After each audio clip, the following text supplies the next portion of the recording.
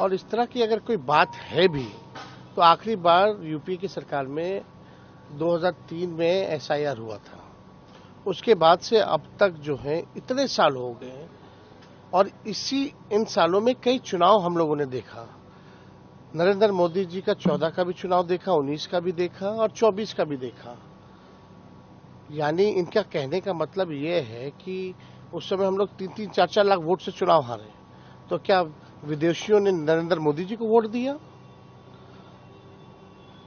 39 सीटें आई 40 में से, इस बार 30 सीटें आई एनडीए को, तो विदेशी यानी उनको वोट दे रहे लोकसभा के चुनाव में। बात ये खड़ा होता है कि 2005 के बाद से बिहार में किसकी सरकार है? एनडीए की सरकार है, बीजेपी की, नीतीश कुमार जी की सरकार है। 11 साल से केंद्र मंत्री कौन है? केंद्र में गृह मंत्री कौन है? 11 साल से देश का प्रधानमंत्री कौन है? मोदी जी हैं, अमित शाह जी हैं। तो ये गलती किसकी है फिर? यानी गलती तो इन्हीं एनडीए वालों की है।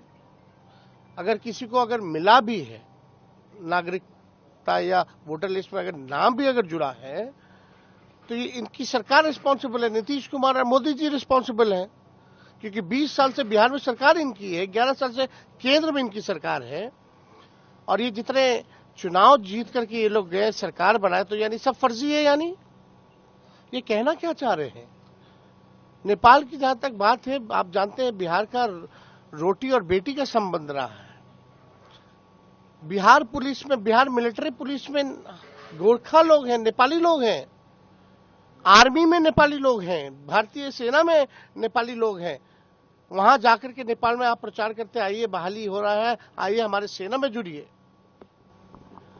ये देखिए, असल में सुप्रीम कोर्ट ने जब से मामले को संज्ञान में लिया है और जब से इलेक्शन कमीशन को सलाह दी है, तब से इनके हाथ पैर फूले हुए हैं। मेरे पिता ने भी एक मिनट नहीं सोचा था मंत्री पद को लात मारने से पहले अगर मुझे तो किसी लालच में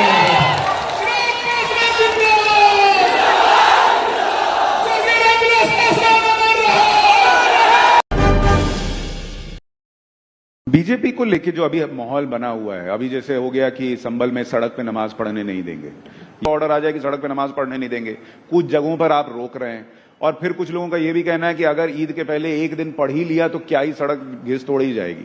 आपका इस पर आपकी राय क्या है? भाई मुझे लगता है सब फालतू की बातें हैं, इस पे चर्चा भी नहीं करनी चाहिए, कोई मतलब नहीं बनता इन सारी बातों का। आज देश में बड़े बड़े विषय हैं जिसको लेकर हम लोग को चर्चा करनी चाहिए। और दिक्कत ये होती है कि जब हम लोग ऐसी बेमानी बातों के ऊपर जब हम लोग चर्चा करने लगते हैं, बिना मतलब इससे समाज में, देश में एक तनाव का वातावरण बनता है, एक असहमति का वातावरण बनता है, बिना मतलब के संप्रदाय, अलग अलग लोगों के बीच में टकरारें पैदा होती हैं। कोई मतलब नहीं है। जिसको जो जैसे करना है इतने वर्षों से करते आए हैं ना, करते रहेंगे। पर आज जब बड़े एजेंडे हैं, आज देख लीजिए, अगर ये सारी बातें नहीं हो रही होती तो संभवतः मुझसे पूछते कि आपने as a food processing minister इतने महीनों में क्या किया। और चिराग भाई, ये सारी चीजें सेकेंडरी हो जाती हैं। चिराग भाई, जिसको आप फालतू बात बता रहे हैं वो तो आपके ही सहयोगी दल के लोग कर रहे हैं ना। पर मैं नहीं सहमत हूं ना, मैं यही तो मैं जिक्र कर रहा हूं। भाई देखिए, मैं 21वीं सदी का पढ़ा लिखा ही हूं। मुझे इन सब बातों से, और मैंने इस बात को बोलते बोलते मैंने कहा है कि धार्मिक विषयों में नहीं इंटरफेयर करना चाहिए। वो व्यक्तिगत आस्था का विषय है। इसको क्यों सार्वजनिक तौर पर या इसको क्यों जनरलाइज करने का प्रयास किया जा रहा है? मैं अपने सहयोगियों की भी मैं बात कर रहा हूं। अगर आप उनका भी नाम लेकर बोल रहे हैं कि वो लोग ये करते हैं, मैं इस राजनीति से सहमत नहीं।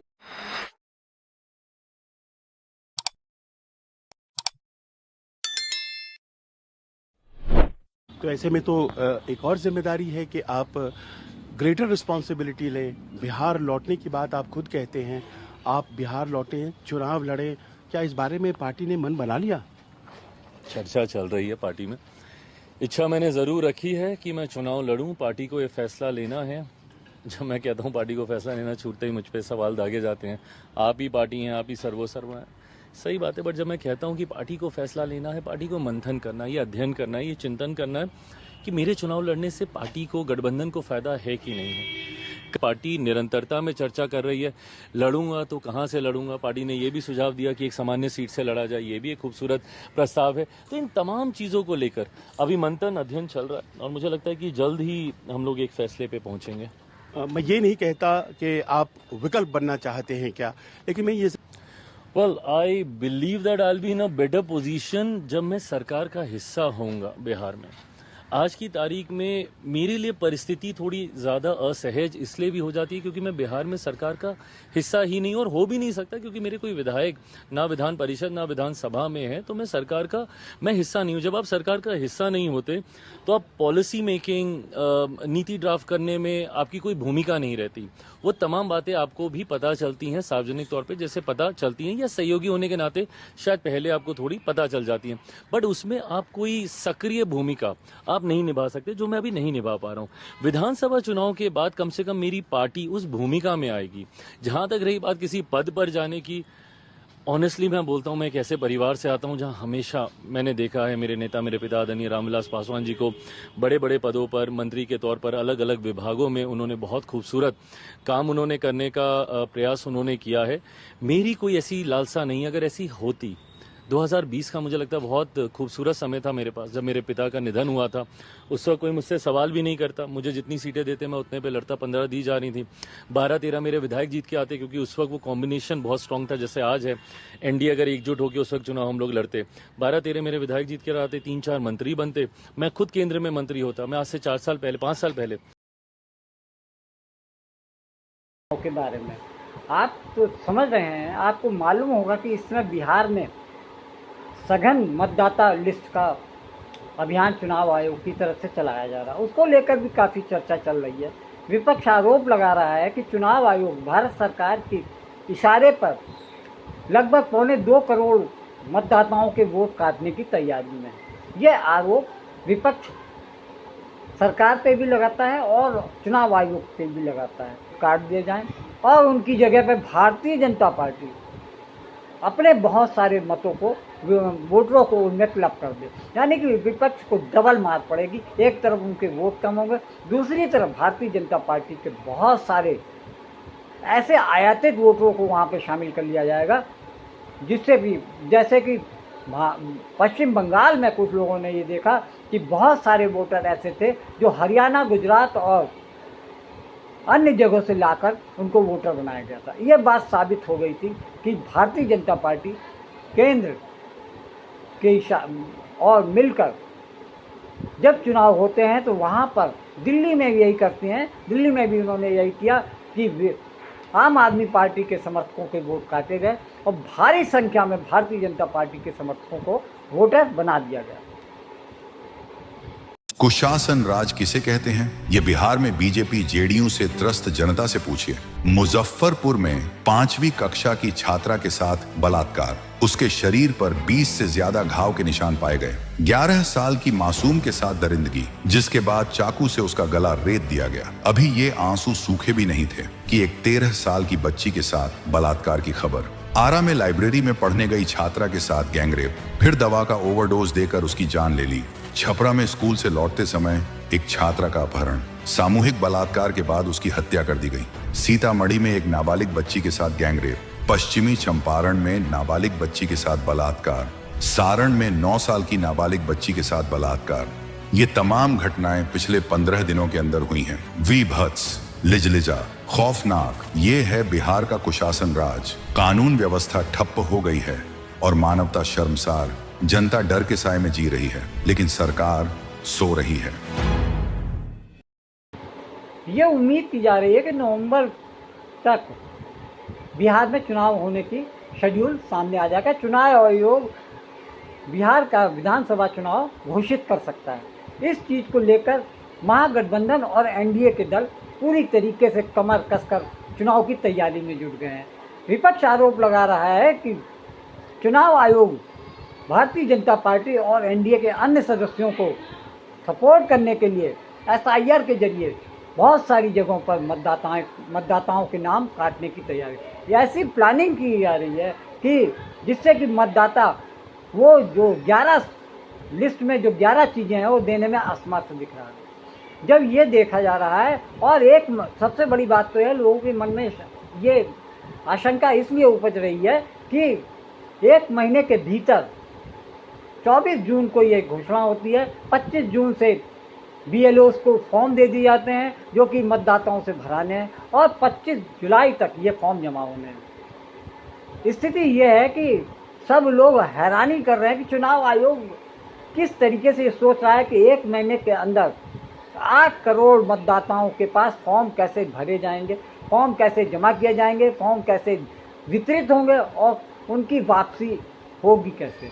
और अधिकतर जो चीज़ें चुनाव आयोग ने 11 चीज़ों में मांगी है, वो अक्सर बहुत सारे लोगों के पास नहीं होते हैं, जैसे कि PAN card, passport, driving licence.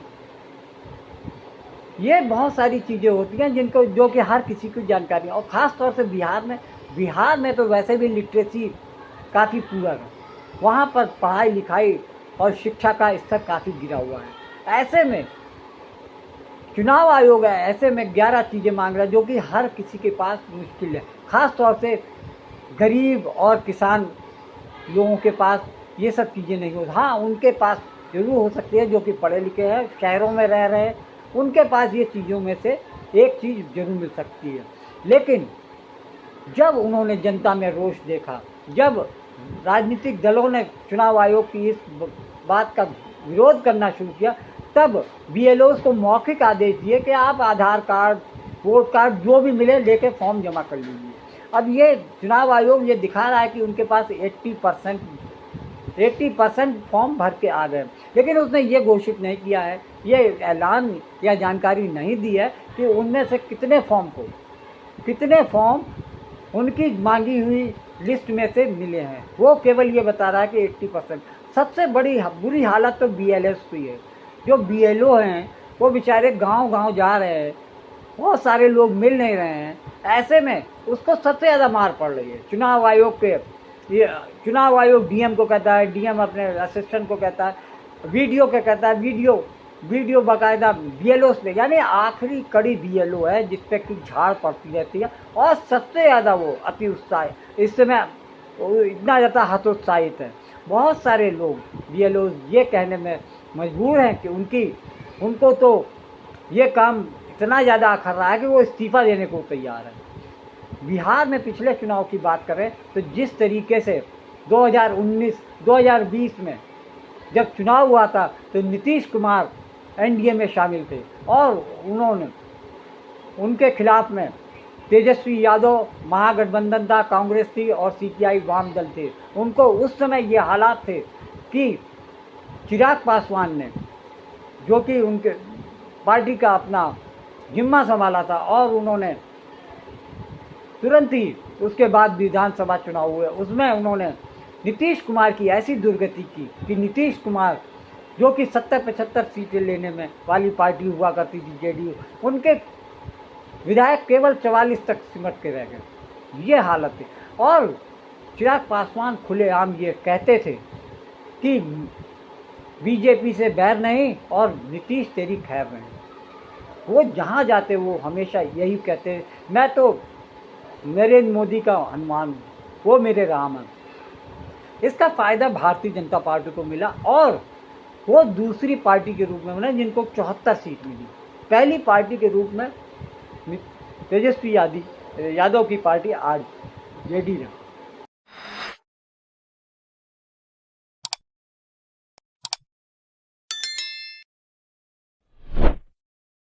मंत्री पद के लिए 2 लोगों का नाम बड़ी तेजी से चल रहा है। एक है तेजस्वी यादव जो RJD के बड़े नेताओं में गिने जाते हैं, वहीं दूसरी तरफ चिराग पासवान हैं जो कि केंद्रीय मंत्रिमंडल हैं और वो रामविलास पासवान के बेटे हैं।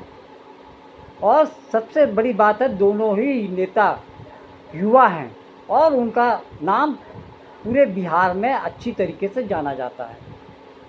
एक तरफ चिराग पासवान भी ये ताल ठोक रहे हैं कि वो आने वाले विधानसभा चुनाव में 243 सीट पर चुनाव लड़ने जा रहे हैं। वहीं दूसरी तरफ तेजस्वी यादव हैं जो कि पूर्व में उप मुख्यमंत्री रह चुके हैं, 2 बार उप मुख्यमंत्री रह चुके हैं और वो भी ताल ठोक रहे हैं कि आने वाली सरकार उनके नेतृत्व में आएगी। उसके पीछे लॉजिक भी है कि बिहार में भारतीय जनता पार्टी का अपना कोई ऐसा नेता नहीं है जिसको वो अपना उत्तराधिकारी सीएम पद पे सीएम नेता बता सके। यानी जो भी नेता हैं वो सब उनका कोई स्कोप बिहार में नहीं है, ये बात सामने है। सबसे बड़ी बात तो ये है कि लालू प्रसाद यादव के बाद आरजेडी में जो नेता है, नेता के रूप में है, वो तेजस्वी यादव सर्वमान्य नेता के रूप में है। महागठबंधन भी इस बात को मानता है कि अगर अगली सरकार उनकी आती है, महागठबंधन की बनती है, तो सीएम के रूप में तेजस्वी यादव आगे नाम रहेगा। वहीं दूसरी तरफ भारतीय जनता पार्टी के पास की मजबूरी है कि वो नीतीश कुमार को अभी आगे बढ़ाएं, क्योंकि बिहार में उनका कोई संगठन है ही नहीं। बस नीतीश कुमार के कंधे पर रखकर बंदूक चलाने की कोशिश में है। वो ये चाह रहे हैं कि भारतीय जनता पार्टी अपने बल पे तो चुनाव नहीं जीत पाएगी, इसलिए नीतीश कुमार का कंधा इस्तेमाल करेंगे। वहीं नीतीश कुमार की बात सबसे बड़ी बात है, इस समय सबसे राजनीति में सबसे कमज़ोर कड़ी के रूप में नीतीश कुमार माने जा रहे हैं। कारण यह है कि 20 साल का जो एंटी इनकम्बेंसी है, जनता में भारी रोष है, और तीसरी बात यह है कि अब जनता समझ चुकी है कि नीतीश कुमार अपने स्वार्थ में अपनी मुख्यमंत्री पद बनाए रखने के लिए कभी भी किसी के साथ पलटी मार सकते हैं। पिछले 8-9 बार प्रदेश की जनता जान चुकी है। अब वो वहाँ पे ये चाह रहे हैं कि अब कोई ऐसा चीफ मिनिस्टर आए जो कि युवा भी हो और जिस पे विश्वास किया जा